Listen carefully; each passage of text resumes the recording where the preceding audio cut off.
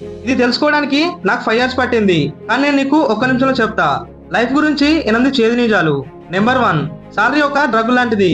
మీకు మీ ఎంప్లాయర్ మీ కళని మర్చిపోవడానికి ఇస్తాడు. 2, మీరు సరైన టైం కోసం ఎదురు చూస్తూ ఉంటే లైఫ్ మొత్తం ఎదురు చూపుల్లోనే నాశనం అయిపోతుంది.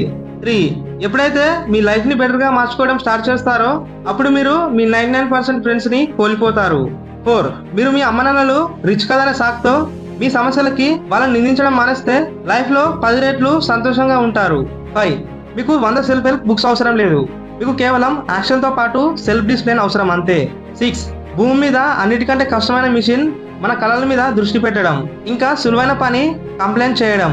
7, ఏజ్ 30 వచ్చేసరికి మీ ఇన్నర్ సర్కిల్, డబ్బులు సంపాదించడం, బాడీ బిల్డ్ చేయడం అండ్ ఫ్యామిలీ స్టార్ట్ చేయడం మీద ఫోకస్ చేయాలి.